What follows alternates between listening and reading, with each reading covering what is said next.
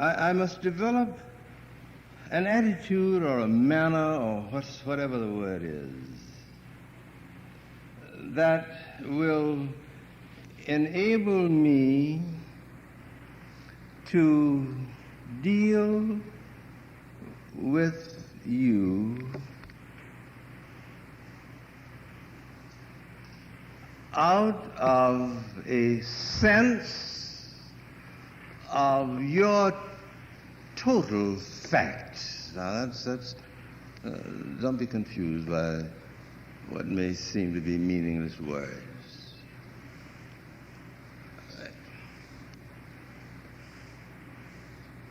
It enables me to deal with you, taking into account your total fact.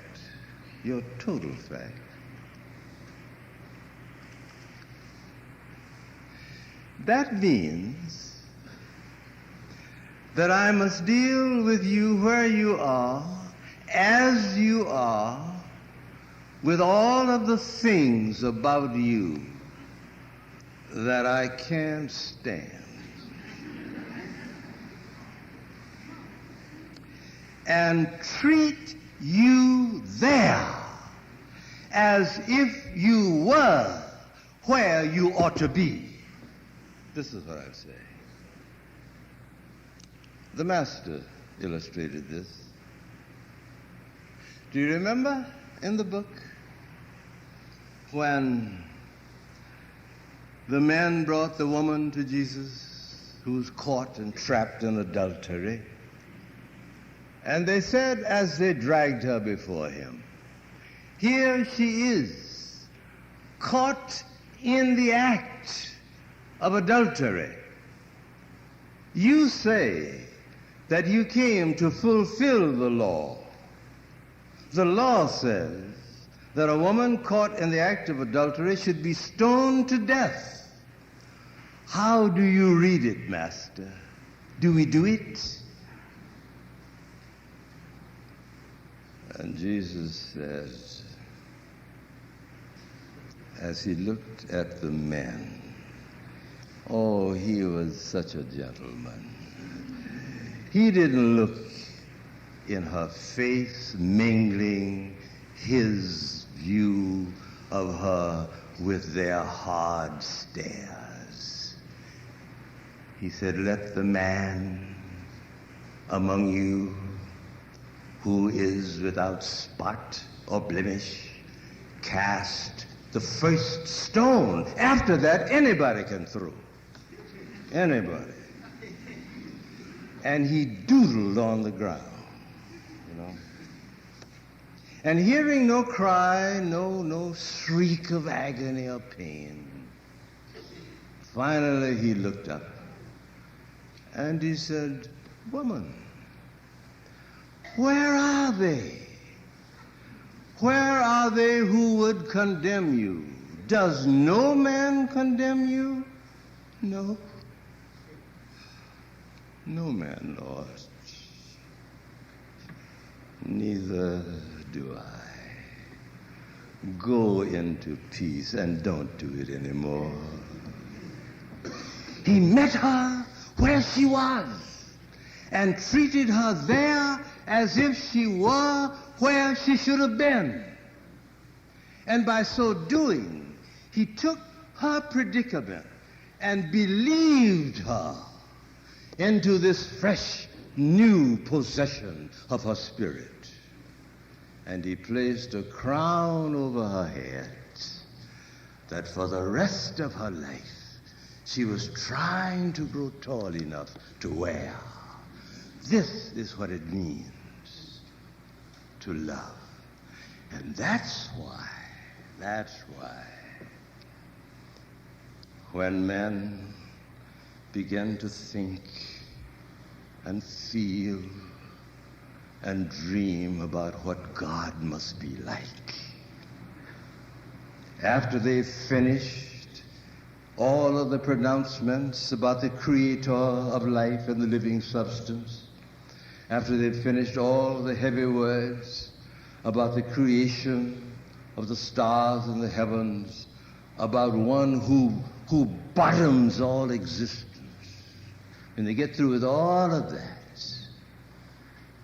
there's a whisper in their hearts which says, God is love. Because for love's sake, I will do for another human being what no power in heaven or hell or on the earth could make me do if I didn't love. Therefore, love is the supreme flowering of the mind, of the genius, of the idiom, of the heart of God. So when I love,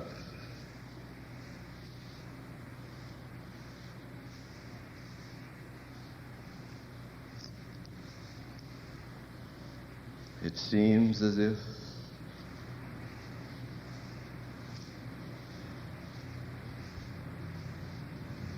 my weakness becomes strength.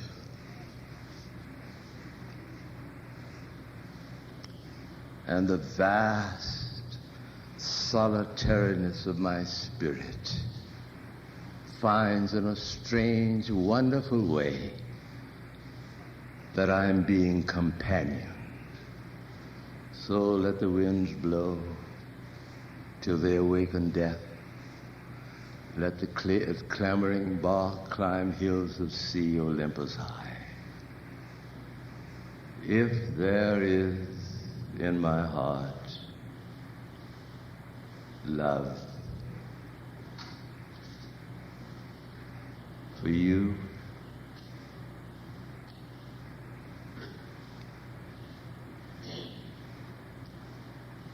with all my sins,